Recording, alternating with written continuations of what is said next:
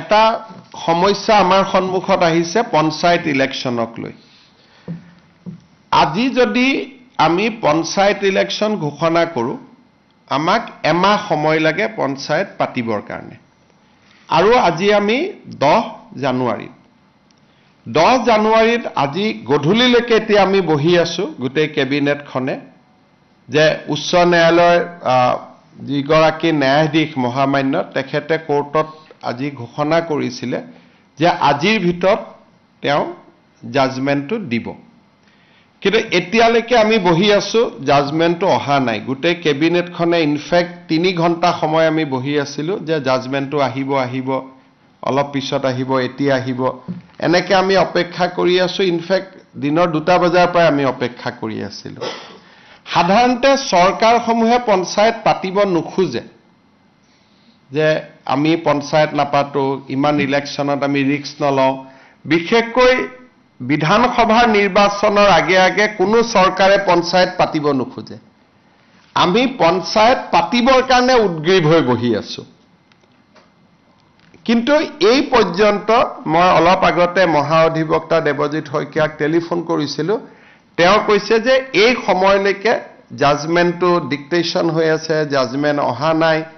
বা যি ধৰণৰ কথা আজি যদি ৰাতি 12টাৰ আগতে আমি জাজমেন্টটো নাপাওঁ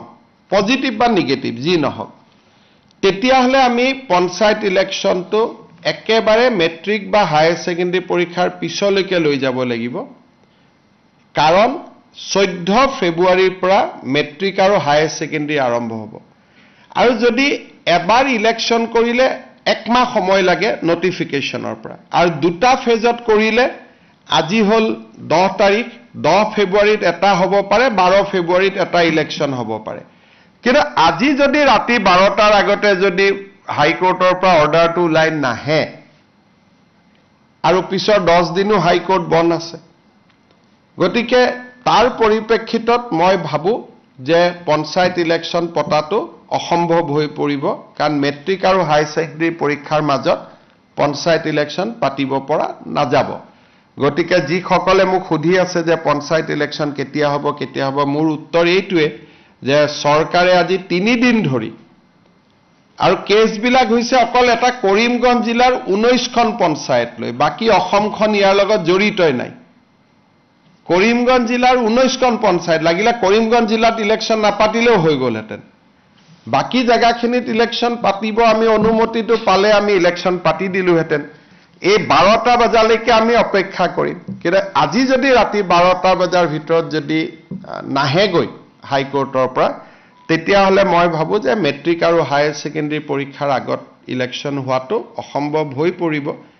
আৰু এই ইলেকশ্যনো পিছুৱাবৰ কাৰণে কোনে লাগি আছে কংগ্ৰেছ দলৰ কৰিমগঞ্জ দলৰ প্ৰাৰ্থী হাফিজ ৰফিজ আহমেদ চৌধুৰীয়ে গোটেই কেছটো কৰি আছে আৰু তাৰ পৰা বুজা যায় যে গোটেই পঞ্চায়ত ইলেকশ্যন খেলিবৰ বাবে হাফিজ ৰফিজ চৌধুৰী আৰু তেওঁৰ সংগীসকলে সাহস কৰিব পৰা নাই আৰু সেই কাৰণে কেছটো কৰি পেলাই পঞ্চায়তটো পিছুৱাই আছে নিয়মমতে পঞ্চায়ত পাতিব লাগে যে চৰকাৰক বিপদত পেলাও পঞ্চায়ত পাতি দিও কিন্তু ইয়াত উলুটা হৈছে যে বিৰোধী পক্ষৰ একাংশই কাৰণ হাফিজ ৰফিজ চৌধুৰী কংগ্ৰেছ দলৰ অফিচিয়েল কেণ্ডিডেট হয় আৰু আন যিগৰাকী অধিবক্তা তেওঁ কংগ্ৰেছ দলৰ দিনতে সলিচিটৰ জেনেৰেল হৈছিল দিল্লীত গতিকে দুইজন অধিবক্তাই আজিও তেওঁলোকে আৰ্গুমেন্ট 3 দিন আগত শেষ হল আজিও 2 ঘণ্টা আৰ্গুমেন্ট কৰিছে গতিকে কিহৰ কাৰণে তেওঁলোক পঞ্চায়তৰ কাৰণে সাজু হ'ব পৰা নাই মই নাজানো কিন্তু তৃণমূলত গণতন্ত্ৰ বচাবৰ বাবে এবাৰ আমি বহুত কৰিছিলো পাৰ্টি লেছ কৰি দিছিলো যে কোনো পাৰ্টিৰ হ'ব নালাগে যাতে অৱসৰপ্ৰাপ্ত শিক্ষক অৱসৰপ্ৰাপ্ত ডক্টৰ সকলোৱে যাতে ইলেকশ্যন খেলিব পাৰে ভাল পৰিৱেশ হয় পঞ্চায়তৰ পৰা দুৰ্নীতি নোহোৱা হয় কিন্তু যি নহওক আমিতো হাইকোৰ্টৰ ওপৰত মাতিব নোৱাৰো গতিকে ৰাতি 12টালৈকে অপেক্ষা কৰিম আৰু 12টাৰ আগত যদি জাজমেন্ট পাওঁ হ'ব নহলে আৰু এটো মেট্ৰিক হায়াৰ সেকেন্ডাৰী পিছলৈকে পিছুৱাই যাব তাৰ পিছতো বানপানী আহিব বা বানপানী থাকিব কি পৰিৱেশ হয় আৰু এতিয়াই ক'ব পৰা নাযাব আজি যদি 12টালৈকে মই ইলেকশ্যন কমিশনকো ৰিকুৱেষ্ট কৰিছো যে আপুনি বহি থাকক আমিও বহি আছো কাৰণ পুলিচৰ পৰা ক্লিয়াৰেন্স লাগিব কোনটো ফেজত কিমান ডিপ্লয়মেন্ট হ'ব ডিজিপিও বহি আছে চিফ সেক্ৰেটাৰীও বহি আছে আমিও বহি আছিলো যদি 12টাৰ আগত ৰায়দান হয় আমিটো কৰি দিম কাৰণ যিজন ন্যায়াধীশ মহা অধিবক্তাই কোৱা মতে তেওঁ কোৰ্টত কৈ গল যে মই চেম্বাৰত গৈ জাজমেন্টটো লিখি জাজমেন্টটো দিম কিন্তু এতিয়াতো 8:45 হল জাজমেন্টটো আমি হাতত পোৱা নাই যদি 12টাৰ আগত জাজমেন্ট হয় তেতিয়ালে হ'ব যদি 12টাৰ আগত জাজমেন্ট হয় উচ্চ ন্যায়ালয়ৰ